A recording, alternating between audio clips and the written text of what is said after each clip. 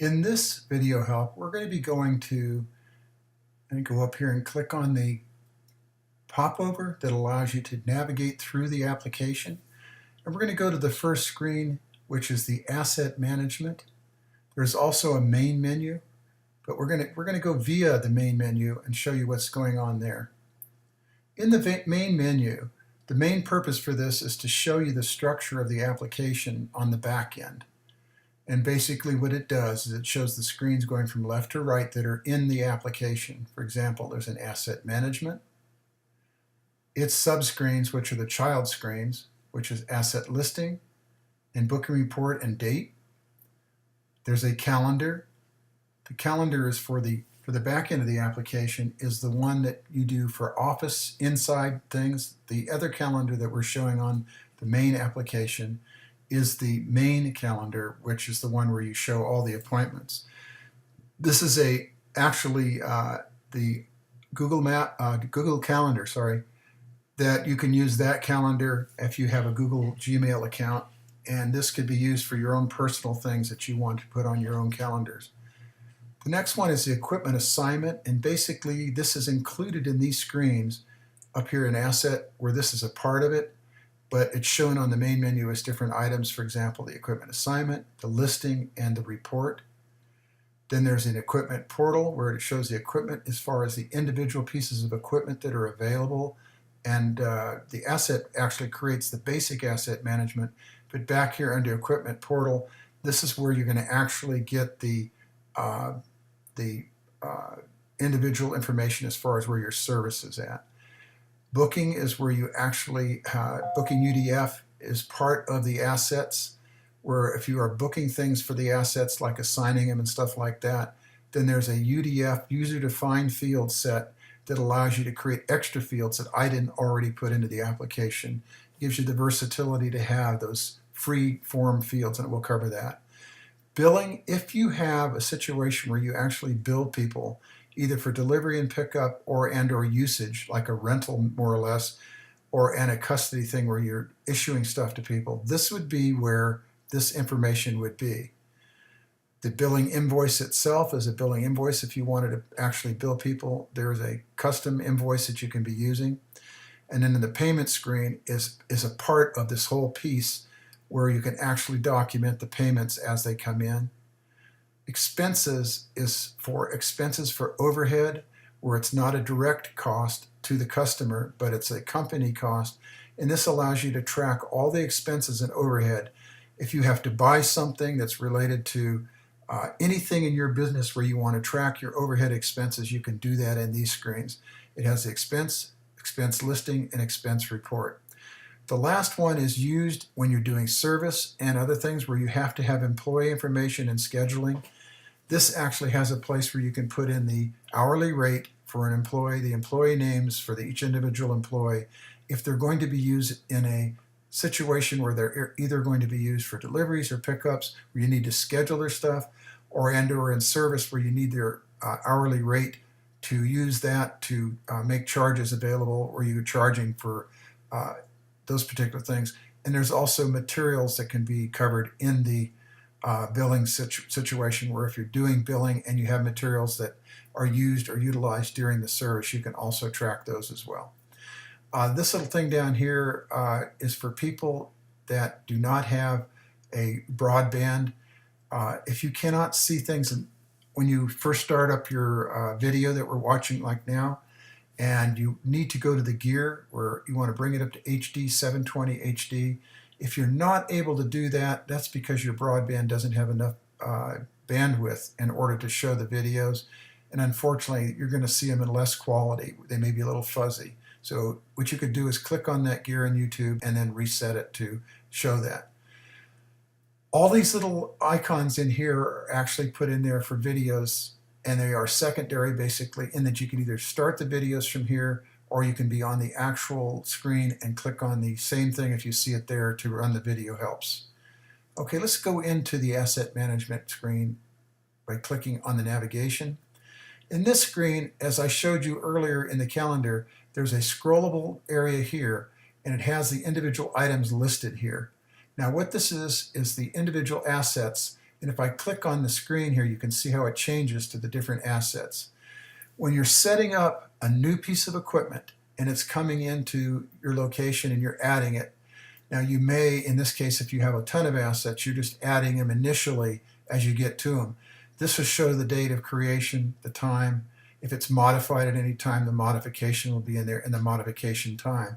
This allows you to see if somebody has come in here and edited this area of record. And then there's a drop down here where you can actually put in people and change different things if you need to, as far as people can pick who made the last modification in this particular record. You have access to the asset listing and report by clicking these icons. Let's swing to the top of the application right here on this screen and show you the pieces on the screen. This is a direct link to the equipment screen, so you don't have to use this, but it's just a quick way of going to the equipment screen, and we'll cover that later and what it does. You can go back to the main menu. When you see a lock like this and it is unlocked, this means that this is a parent record, and you can add new records to this screen. And how would you do that? You'd come over to the Do Action button, which is a kind of a new button for you haven't seen. And basically what you can do here is you can click on Add New Record, and it'll create a new asset record here. The only time you see an Add Record button on a screen is that that record is a parent record and not a child record. And that means that you can go ahead and add new records in that screen. If it's not there, do not use the iPad or the browser to create new records, because that's telling you that this is the only place you're supposed to create new records if they have an Add button.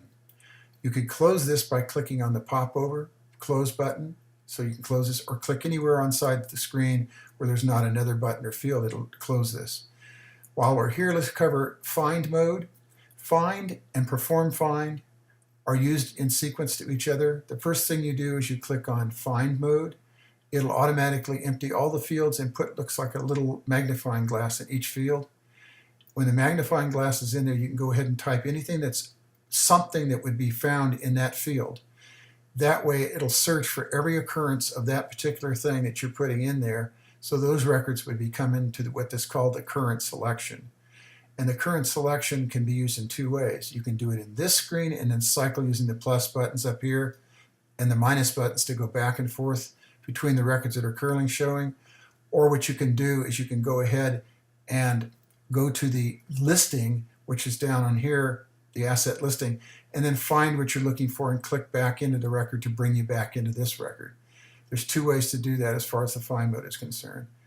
When you're in here and you've typed something in, like I could type fork or forklift, any part of the word that might be recognized, then hit Perform Find. It'll then fill in all the fields, or it'll give you an error message to say that that's not something that's in the records. When you get done with your looking at records and you're all finished, click on the Show All Records to bring all the records back into selection.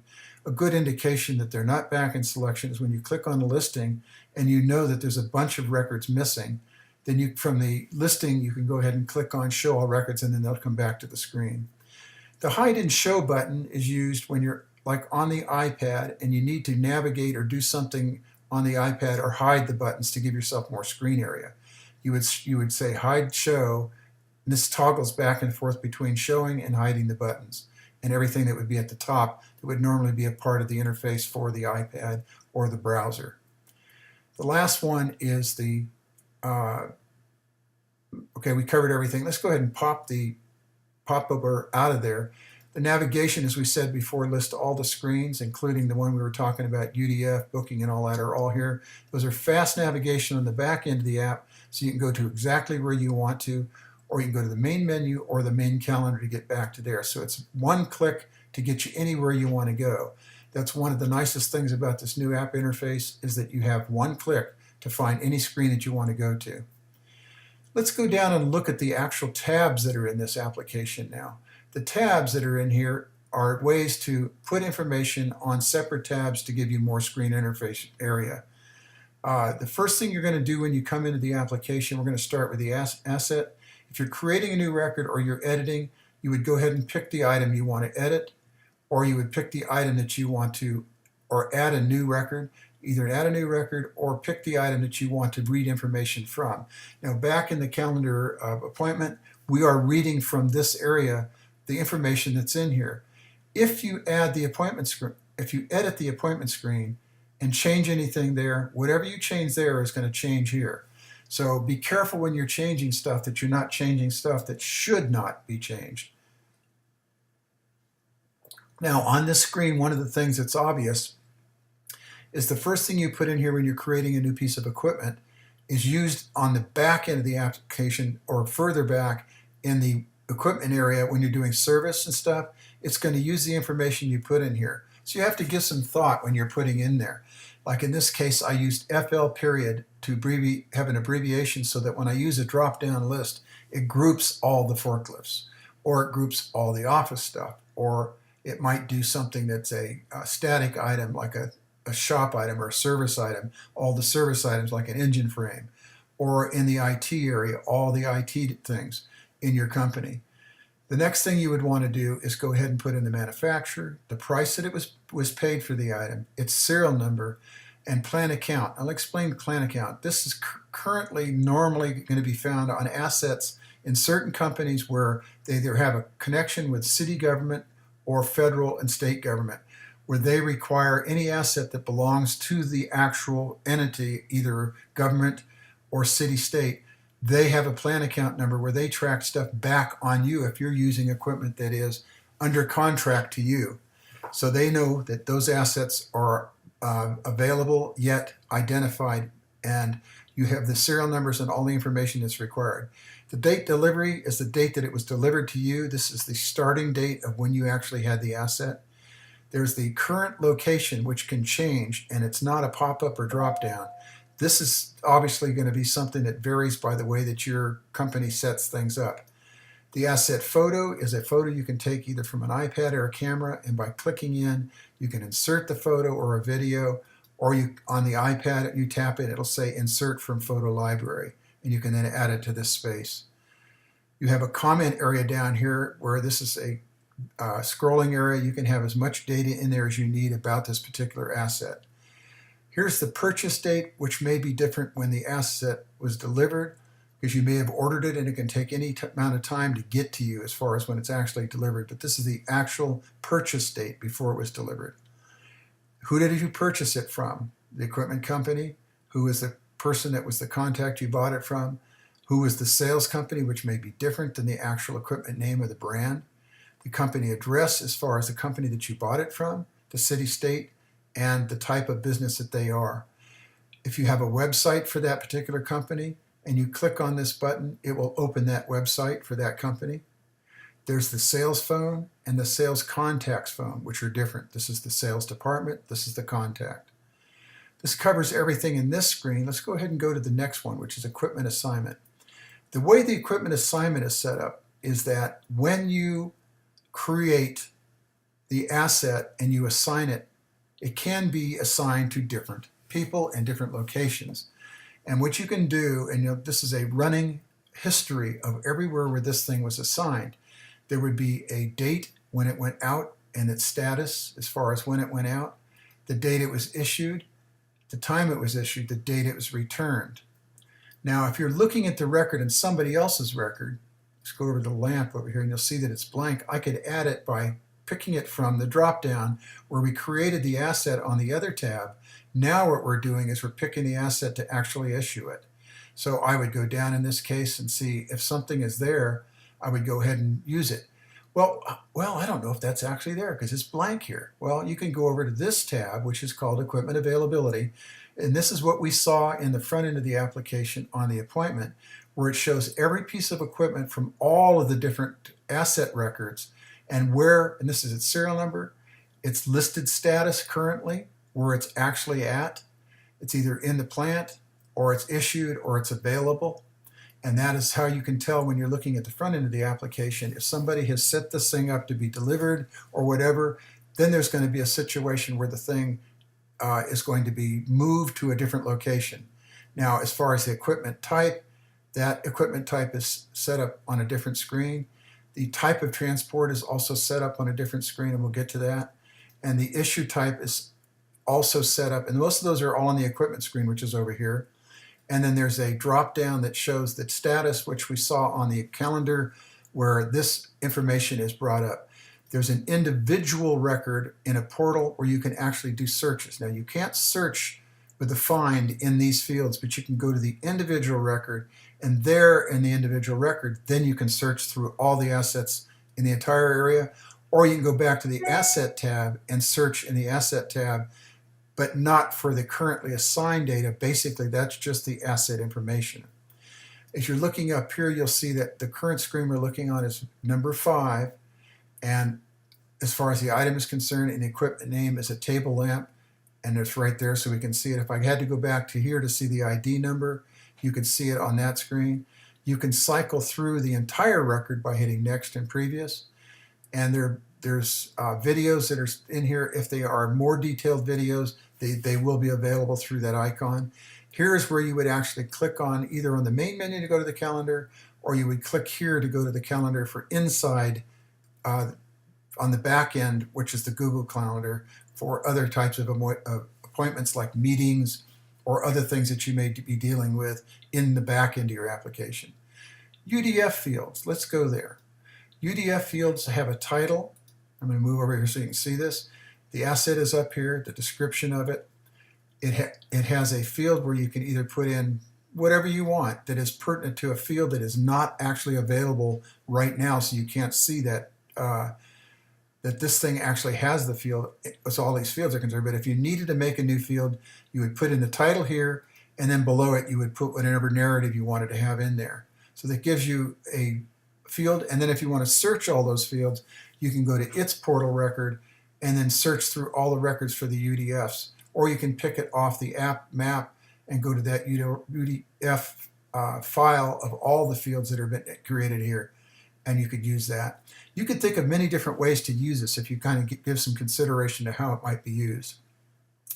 This is the ID for the particular record we're viewing. This is billing.